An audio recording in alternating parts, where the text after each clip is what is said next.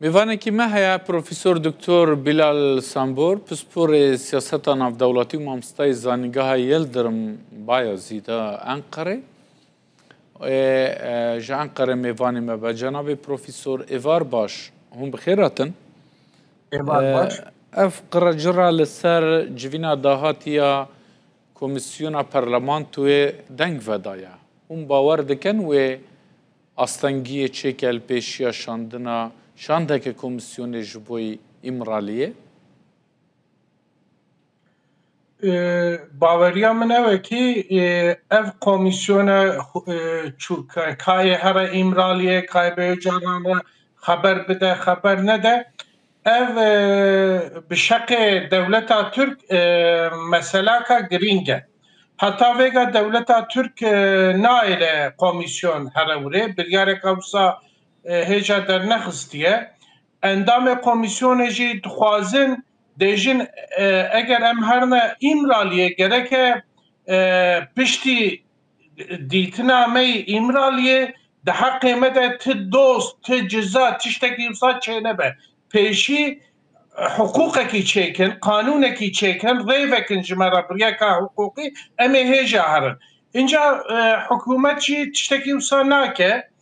Baweriya min ew e ki yani çûniya komisyonê wisa tiştekî giran e, wisa astengiyeka mezin servî çê. Yani aliyê netawperist hene gelek rexneyan digirin, bi taybetî jî Partiya Zafer. Ama yani di hember de partiyên herî bihêz ku mesela AK Partiye, MHP'ye îsrar dikin li ser serketina pêvajoyê. Kîjan bêtir bandor heye niha di Tirkiyeyê?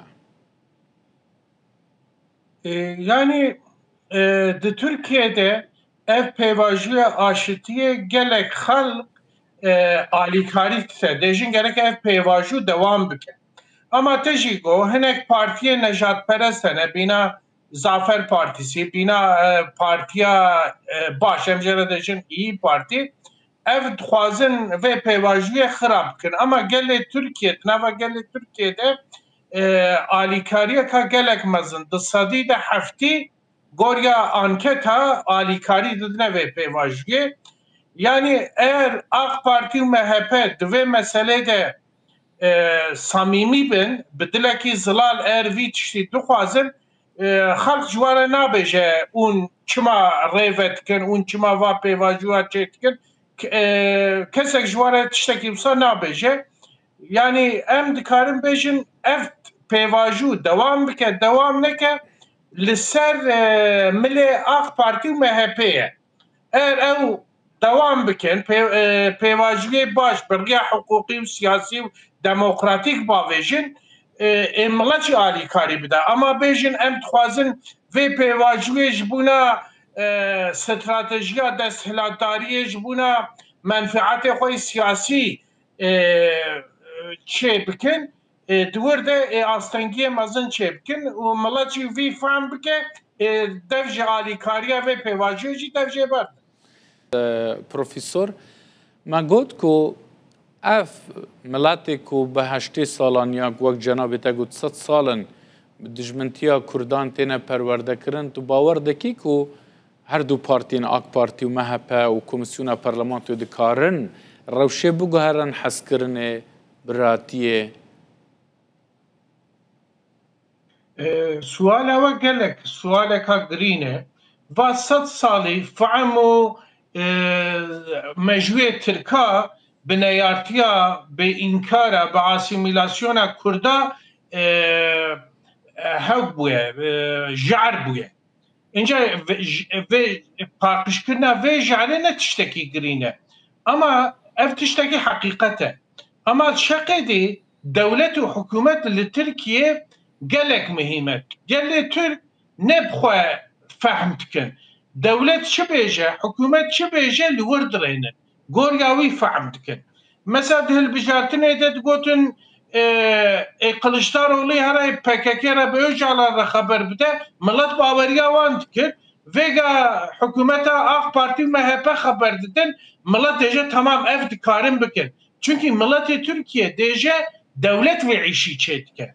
Yani eğer hükümete AK Parti o BHP بريكا نيتك صافي سرناوي دولتي ملات بيجن ملات ترك باوريا وان بك او اوجي دكارن بيواجي ديمقراطيك بيواجي وسا هم غوريا مافي تركام غوريا مافي كردات كارن باوش باشه و دمه هر تش جبوی اوجلان ودگره درباره پیواژوی دالی کردان یان جالی پاککی وجبرکو هر کس بحثا ویدی که مثلا کمیسیون خوازه شاندی بشینه وی داره دولت بخشلی دی بیجه امرالی تقصیر نکریه پاککی دی بیجه بی آزاد کرن یعنی همون رو دچن وی داره اف وی مسئله حل بکه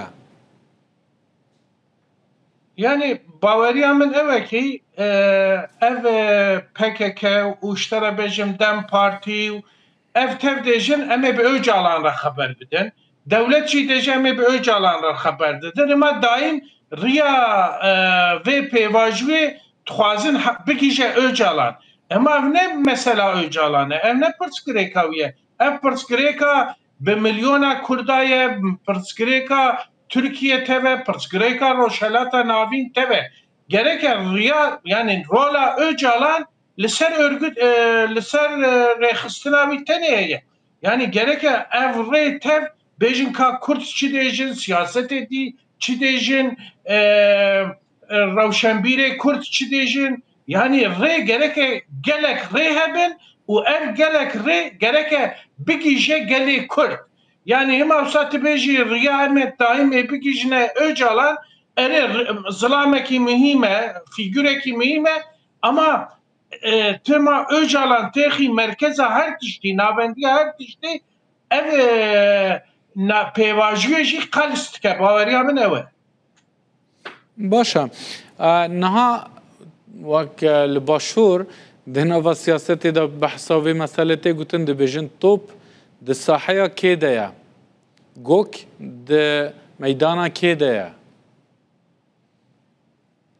Yani vega tilgorya şaqê devletê dirênî devlet dêje top di saha PYD û QSD de ye. Yani PYD û QSD eğer her hükümeta Şamê entegre bikin em ê li vir de peyvajiyê peyvajiya em ê çêkin li şeqê PKK û Öcalan dirênî dêjin ji xwe me desthilatdariya çeka daniye me PKK fesx kiriye gereke hükümeta Türkiye peyvajiya hukukî û demokratîk û siyaset çêke. Yani em dikarin bêjin ama hükümeta Türkiye ti peyvajiya ê navêje hatta li Sûrî li Rojava QSD û PYD bi Şamê re negîjine çareseriyekî li Türkiye tiştek nabe. Gereke em jî vê mesele bîne ziman. Başa. Aliyên dinên civakê çi li ser milêwana bikin ji bo ku bibin alîkar, destek bidin da ku pêvajû bi serkeve?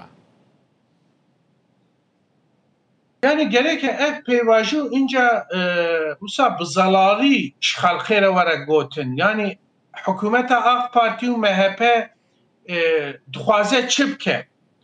Yani di piş deriya de xeber didin her tiştî hal dikin dûra civakiya xelk pê sed dike.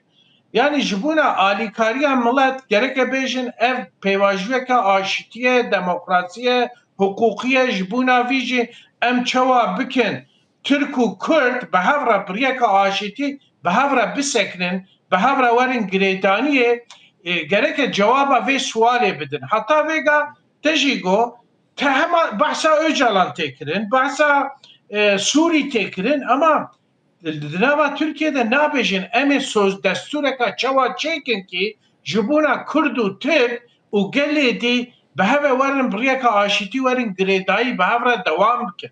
Yani gerek ser vê meselê siyaset xwe zelal bike wextê xwe zelal kirin baweriya min ev e ki civakî jî gelek alîkariyê bide. gelek spas Cenab-ı Profesör Doktor Bilal Sambur, psporê siyaseta navdewletî mamostayê zanîngehê ji Enqerê tibûyê mêvanê me.